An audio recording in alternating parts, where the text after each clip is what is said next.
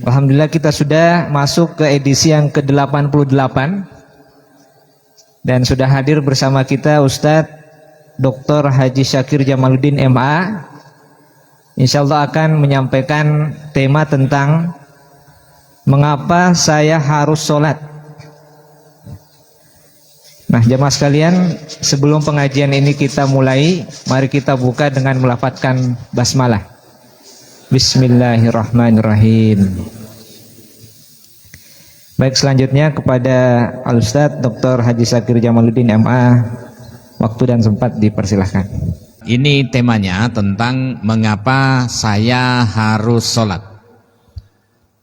Sebenarnya tema ini sudah awal ya, falsafah ibadah, kenapa kita harus beribadah.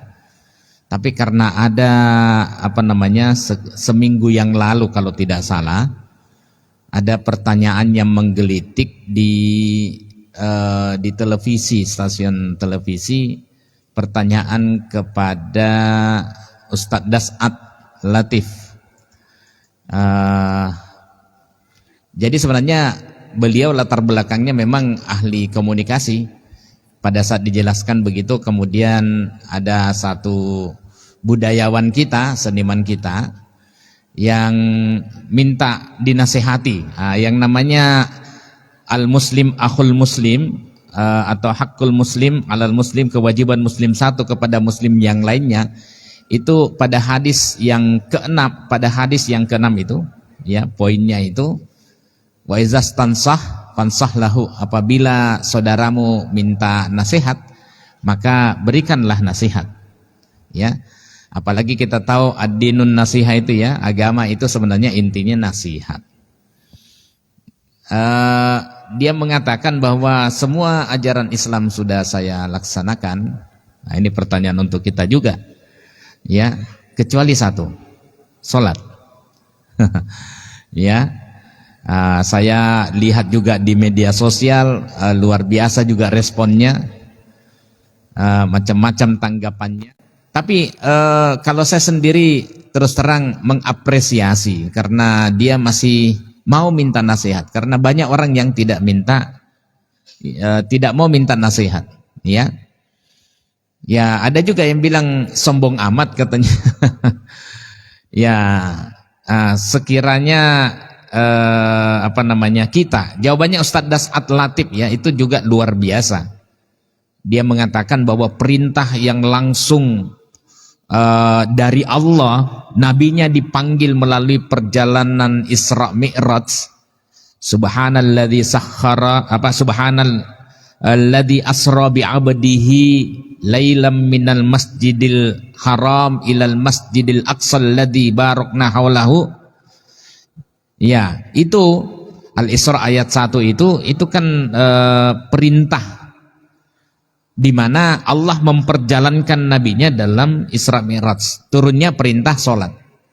Ya, beliau sangat bagus menjelaskannya. Ya, nah, mungkin kita punya jawaban seperti juga di media sosial, tapi saya menginginkan kita aktif. Ya, kita aktif. Sekiranya yang ditanya itu adalah kita. Yang ditanya adalah kita. Ya, ini karena sudah sekian sudah hampir 2 tahun ya perjalanan ini, dan sampai sekarang untuk ibadah pada Sabtu ketiga itu masih tentang sholat. Ya, tentu pelajarannya sudah selesai tuh kalau sebenarnya mau dilihat. Nah, sudah punya ilmunya lah. Ya. Kita hidup juga tidak bisa sendirian. Kita juga kalau mau bermanfaat itu ya mengajak saudara-saudara kita yang masih menganggap yang penting kita Islam dan melakukan perbuatan baik. Ya, persoalan sholat itu nomor 2. Ya memang nomor 2 sih ya. Nah, sekiranya Bapak, Ibu ya yang ditanya seperti itu ya, kira-kira bagaimana cara menjawabnya? Kenapa saya harus sholat? Ya, ada yang bisa sharing? Kenapa saya harus sholat? Ini bagi orang yang ya tadi yang menganggap bahwa yang penting baik. Karena latar belakangnya itu kan si penanya ini karena saya melihat banyak orang yang sholat tetapi dia tetap korupsi. Banyak orang yang sholat tetapi dia tetap bermaksiat. Perilakunya tidak baik. Nek ngomongnya lekit. Ya. Ya.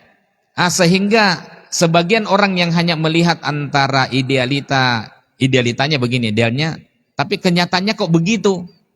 Lah terus bagaimana dengan kata Nabi fa in soluhat soluhasairu amali, apabila solatnya baik maka baiklah seluruh amalannya. Ya. Wa in fasadat, namun apabila solatnya rusak maka rusaklah seluruh amalannya. Ya. Nah, kira-kira kita sharing lah. Ya. Kalau ada yang bilang kenapa saya harus solat? Jawabannya nopo? Monggo.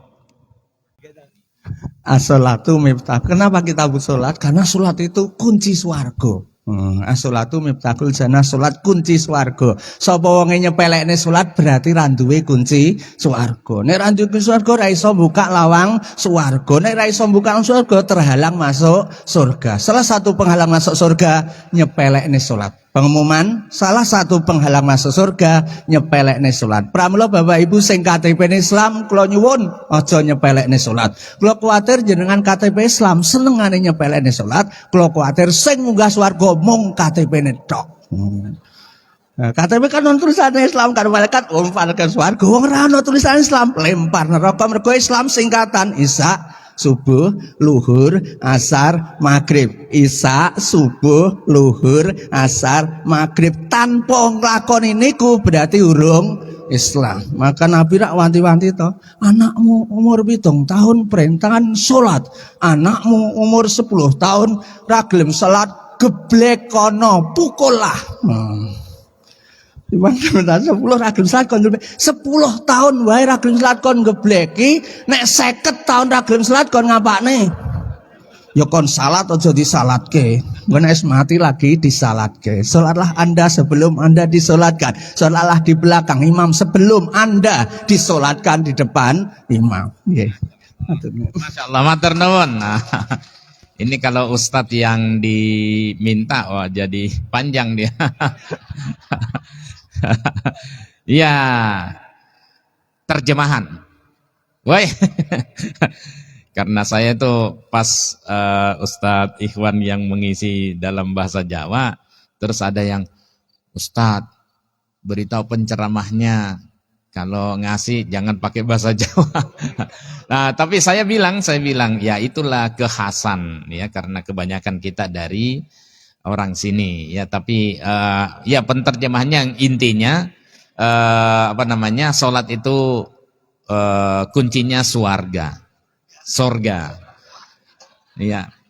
Oh, surga ya terjemahan yang benar. Kuncinya surga. Kalau tidak dapat kunci ya tidak bisa. Baik, saya tentang kunci ini saya mau jelaskan. Pada saat saya mengatakan wajibnya sholat, maaf saya kebetulan yang berpendapat kalau ada orang Islam yang tidak pernah sholat, ya dia menganggap yang penting jadi orang baik, sholat tidak perlu, yang penting jadi wong apik. Nah, saya kebetulan saya tidak tahu ya, ini agak berbeda dengan mayoritas ulama. Saya termasuk yang tidak mau menyolatkan orang Islam yang punya kewajiban sholat tapi tidak sholat.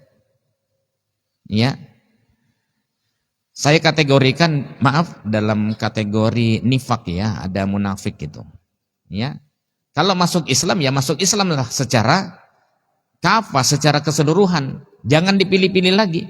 Konsekuensinya ya sholat, ya puasa di bulan Ramadan wajib, ada puasa-puasa sunnah, zakat, haji bagi yang sudah mampu, berkata yang baik, ya, bertanggung jawab terhadap keluarganya, menjaga surganya, untuk keluarga dan menjauhkan keluarga dan diri kita dari neraka, ya. Jadi makanya di Kopi Ngaji ini ya ajak keluarga, dalam satu ajakannya itu ajak keluarga karena kita mau masuk surga bareng-bareng. Ya, tapi pertanyaan yang tadi di awal itu juga karena munculnya dari latar belakang keluarga yang juga tidak mementingkan sholat. Sehingga kalau ada yang tidak sholat, tidak usah nesu, tidak usah marah. Tugas kita dakwah. Fadzakir innama anta mudzakkir. Berikan peringatan. Kita hanya pemberi peringatan. Kalau orang itu mau, pasti Allah kasih petunjuk. Tapi kalau orang rata-rata, ya Allah tidak kasih petunjuk karena orangnya memang tidak mau petunjuk. Ya, nah gitu.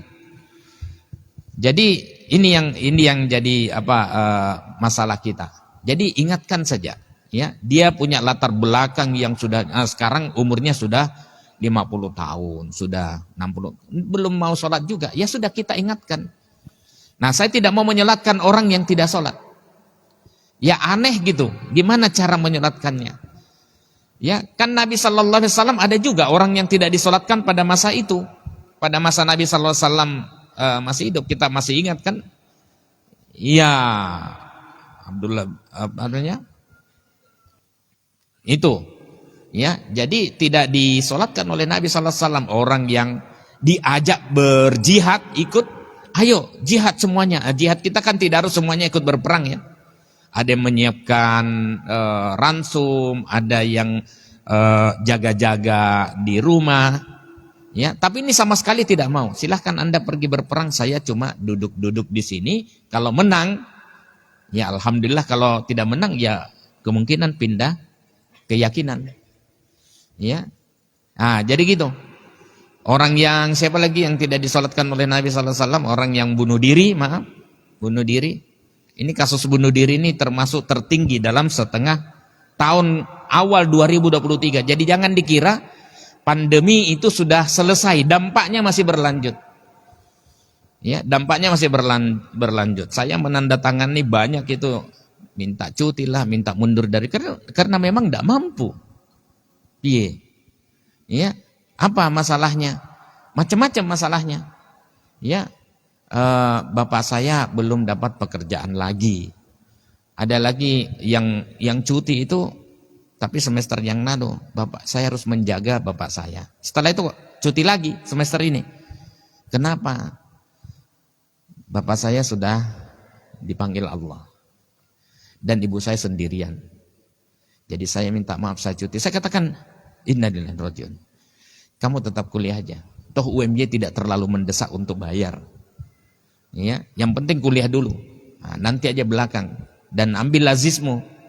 Ya, lazismu. Makanya kalau ada kelebihan uang ya salurkan ke lazismu itu karena penyalurannya pasti dengan manajemen yang bagus, pengawasan langsung dari Allah, dibantu dengan yang lain. Lah itu dia. Banyak yang saya kalau cerita ini ya enggak kuat kadang-kadang. Saya kadang-kadang menangis ya pada saat dapat curhatan seperti ini. Ya, jadi apa namanya? Ya latar belakang, saya kembali latar belakang orang tua macam-macam sehingga pada saat saya katakan saya tidak mau nyolatkan, ya dia kemudian agak gimana orang tua saya Ustadz tidak sholat, terus saya harus gimana? Ya, yang saya mau katakan bahwa berdasarkan ayat dan hadis yang kita sudah ngaji semua, ya, wa aqimis sholah, ya, hafidhu ala sholawat, ada lagi wasta'inu bis sabri was sholah, ya, ada lagi wa aqimis sholah inna sholata tanha 'anil fahsya'i wal munkar. Terlalu banyak kata sholat aja di dalam Quran itu ada 83 yang menekankan perintah cukup banyak. Jadi terlalu banyak itu. Sehingga ditambah lagi dengan hadis tadi, awwalu ma yuhasabu bihil abdu yaumal qiyamah sholatu. Awal mula yang pertama kali dihisap nanti di hari kiamat itu sholatnya. Ya, sehingga kata Syekh Ali Jabir Allah yarham bilang, kalau tidak sholat udah amalan yang lain muspro, sia-sia, tidak direken lagi, tidak dihitung lagi, karena masalah utama, masalah pokok, perintah pokok. Ketika orang bersyahadat, setelah bersyahadat, ya sholat. Itu nggak bisa lagi tawar-menawar itu. Ya. Nah, yang lain puasanya udah lewat, dilewatin karena ini barometer. Ya. Makanya lanjutannya oleh Nabi SAW, apabila sholatnya baik, maka baiklah semua amalannya. Ya, jadi cantik. Nah, berarti kalau ada orang yang sholat koruptor, maksiat, omongannya nyelekit, berarti ada masalah dalam sholatnya. Bukan konsep Allah yang salah. Ya tidak mungkin. Ya, karena orang-orang yang sholat yang kemudian tergerak hatinya untuk ikut berjihad itu banyak itu. Karena yang diharapkan adalah ridha Allah. Ya. Jadi saya mau katakan bahwa kalau ada orang yang tidak sholat, ya berdasarkan pembacaan kita terhadap ayat dan hadis Nabi, ya pasti hidupnya tidak baik, tidak teratur, ya dia mungkin melakukan sesuatu pamrih dengan manusia, ya bukan dengan Allah, bisnisnya bukan dengan Allah, dan saya pastikan masuk neraka. Saya pastikan masuk neraka. Tapi kan nanti juga masuk surga juga, katanya selama ada la ilaha illallah Muhammadur Rasulullah pasti masuk surga, betul nggak? Betul. Tapi berapa lama dia di neraka? Wallahualam. Pasti masuk neraka. Cuman memang tidak abadi. Tapi satu hari itu sudah rasanya 1000 tahun itu. Saking besarnya siksaan Allah terhadap orang yang abai dan mengabaikan sholat. Ya, makanya yang paling bagus itu ya taubat. Segera taubat. Saya sudah sekian, mumpung masih hidup. Mumpung masih hidup. Jadi gitu ya. Jangan pernah lagi dan ajak terus ini. Kalau bapak kita ya sudah. Doakan terus bapak kita. Lakukan amalan yang terbaik. Ya, saya menjadi baik, suka nyah-nyoh kasih sodakoh karena terinspirasi. Bapak saya itu dalam soal kebaikan udah. Saya lihat tidak ada yang ngalahkan. Udah itu aja, suka membantu orang. Mudah-mudahan orang tua kita yang dulu mungkin tidak sholat bisa segera diangkat. Karena tadi terinspirasi dengan kebaikan orang tua. Kenapa ada orang yang suka sholat duha? Karena terinspirasi dalam penderitaan, dalam krisis. Dulu pernah juga krisis. Ya. Nah kemudian orang tua tetap, duhanya tetap dijalankan. Jangan dikaitkan duha dengan rizki ya. Saya sudah melihat itu kok. Ya ada masalah lah dalam kualitas hadisnya. Ya. Nah gitu. Jadi duhanya, sholat malamnya dia tetap baik. Ya, kenapa ada? Nah, karena orang tua saya punya kebiasaan itu. Kebiasaan sholat duha, melanggengkan kebiasaan. Kenapa? Terinspirasi. Ya, suka menasihati orang, itu antara lain. Nah, tentang kunci saya masih teringat itu. Jadi setelah saya ngisi pengajian ada beberapa ibu yang curhat. Ya, bapak juga yang curhat. Ya, Ustadz. Nah, satu ini bapak ini dibilang begini, Ustadz, simbah saya ki ora sholat nih. Padahal dia gemati banget sama saya, sayang banget sama saya, dan saya sayang sama simbah saya. Oh ya, kamu pernah mengingatkan tidak? Kamu pernah menasihati tidak? Ya, yang penting itu diingatkan, dinasihati. Tapi kalau tidak pernah kita nasihati, tidak pernah kita ingatkan, nah dosanya ada di kita. Karena semua orang punya kewajiban dakwah. Punya kewajiban untuk menyampaikan. Ya. Nah, dinasihati langsung. Dalilnya ndak usah terlalu detail. Kita juga tidak paham dalil. Ya, kalau mau dalil ya ajak ngaji ke sini, kopi ngaji. Ya. Jadi gitu. Nah, kemudian setelah itu bapaknya bilang, Eh, ya sudah. Wah, ini yang saya tertarik karena Simbah kan, ya ada itu Simbah itu ya dipanggil nama bapak oleh cucunya, ya Pak, meneng wae, tidak di, ya sampai meneng Simbah baru dia nengok, ya, ini Simbah ini pokoknya makomnya di atas bapak ini. Akhirnya dia bilang begini, suatu saat Ustadz, saya kalau ke sana memang salah satu yang dilakukan oleh Simbah itu motong rambut. Kenele, saya potong rambutnya. Pas dicukur begitu, di situ dia punya kesempatan untuk menasihati Simbahnya, kakeknya. Dia bilang begini, Bah, Simbah kok ora sholat ya? Kalau puasa, itu enggak. Kalau puasa, Ramadan dia lakukan. Kurban dia juga ikut kurban, enggak sholat aja. Ya, karena rasa sayangnya dia bilang, Simbah kok enggak sholat ya? Gini le, pakai bahasa Jawa dia nih, ya, gini le. Kalau orang mau ke Jakarta, bisa naik bis, bisa naik kereta, bisa naik plane, ya, semuanya sampai. Wah. Itu. Tapi anaknya ini, ya, sekarang jadi dosen UMJ. Iya, anaknya ini, cucunya ini bilang, dia menasihati, Bah, tapi kan kalau misalnya kita ke Jakarta itu kan mesti ada yang dituju, ya, misalnya rumah atau istana. Kita mau masuk istana itu, pakai kunci. Kunci ada satu gigi yang tidak ada. Kan ada. Iya kan? Ada yang tidak ada. Yang lain sudah lengkap. Tapi ada satu yang bolong gitu. Iya. Lah Simbah enggak bisa masuk. Kuncinya enggak. Iki ngapot toh iki. Lah itu sholat. Itu sholat. Jadi cucunya tidak menasihati Simbahnya secara langsung. Tapi Simbahnya, kalah debat Simbahnya. Kowe ikile, gitu. Dengan rasa sayang. Tapi saya belum tahu apakah setelah itu sholat, wallah alam. Kemarin aja khutbah Jumat di BI, di Bank Indonesia, itu ada beberapa itu yang main handphone, main game dia. Main game. Pas khutbah, tapi bagaimana cara menasihati supaya orang ini tidak tersinggung, ya?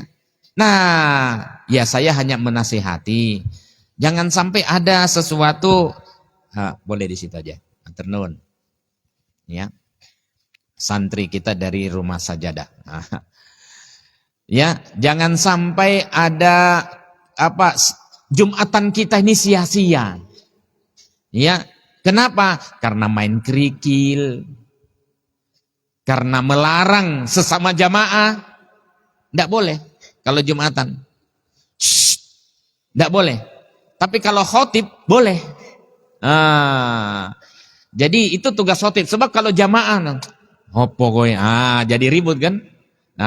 Menasehati harus dengan level yang atasnya. Kalau dalam khutbah, ya saya nasihati. Ini juga. Ya, yang penting kita nasihati tadi, ya, karena itu adalah kewajiban kita. Nah, pada saat saya tanya begitu, jenengan sholat nopo boten? Oh iya, ya sholat toh Pak, alhamdulillah. Itu salah satu alasan saya kalau ada yang meninggal, ya kalau orangnya sholat pasti saya sholatkan. Ya, bukan mengatakan itu salah satu alasan saya kalau bapak meninggal. Saya menyolatkan, enggak, jangan-jangan saya dulu yang meninggal.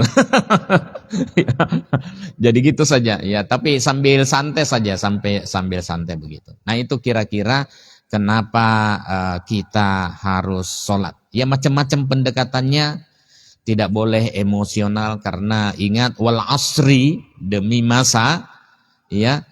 Innal insana lafi khusr, semuanya itu manusia dalam kondisi merugi. Illa, kecuali. Makanya cara pembacaan wal asri itu harus sampai illa. Ya, illa. Baru kemudian diulang, illadzina amanu wa amilus sholihat, jadi beriman, wa amilus sholihat, melakukan amal-amal soleh, ya termasuk sholat diantaranya, wa tawasau bil haqqi wa tawasau bis sabr, saling menasihati dengan kebenaran dan saling menasihati dengan sabar. Jadi walaupun kita benar, tapi tetap harus sabar dalam penyampaian. Ya, ini yang saya lakukan. Pokoknya nasihati. Ya, jangan sampai nanti di akhirat nanti teman kita, tetangga kita menuntut kita. Apa masalahnya?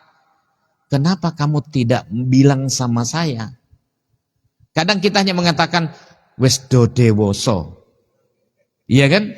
Sudah tua, sudah pada dewasa, bisa menentukan mana yang baik, mana yang tidak, mana yang benar, mana yang salah. Kadang-kadang orang lupa. Kadang-kadang lupa. Ya makanya ya dinasihati, tetapi sekali lagi bil hikmah wal mau'izatil hasanah, dengan hikmah, dengan Quran, sunnah, nasihat yang baik, ya, dan nasihat yang baik. Tapi nasihat yang baik itu harus, bukan harus, lebih baik bila kita dulu yang nyontoni, ya, kita dulu yang mencontohkan, ya. Nanti kalau tidak, nanti bisa kita terkena as-saf ayat 2, kabura maqtan indallahi antakulu, ya, mala taf'alu. Jadi apa namanya? Ya jarkoni, maaf ya, yang kesama nama. Sangat besar benci Allah terhadap diri kita, di mana kita mengajak tapi kita sendiri tidak melakukan. Ya. Nah, malah bisa berbalik begini. Atamuruna nasa bil birri wa tansawna anfusakum. Tahu enggak tuh? Ditujukan kepada siapa? Itu Yahudi itu. Ya, Bani Israel. Kamu ngajak atamuruna nasa bil birri, kamu ngajak pada kebaikan, tapi kamu melupakan dirimu sendiri. Artinya sebenarnya nasihat itu lebih pas untuk kamu dibanding daripada orang lain yang kamu nasihati. Nah, ini sebenarnya untuk introspeksi, ya. Nah, jangan seperti itu. Padahal kamu membaca kitab, membaca kitab suci yang di situ ada anjuran-anjuran kebaikan, ya. Kemudian untuk melakukan sendiri dari diri kita, ya, kita baca itu.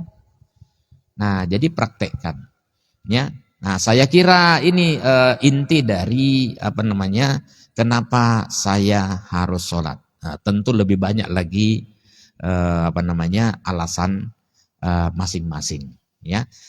Itu sebabnya ya di akhir-akhir kehidupan orang tua saya, seperti yang sering saya katakan, itu salah satu pesannya, jangan pernah tinggalkan sholat, karena itu adalah barometer kehidupan seorang yang sudah mengaku Islam dan beriman. Saya kira itu kita tanya jawab, ya, harus diperbanyak tanya jawabnya. Langsung mawon nggih.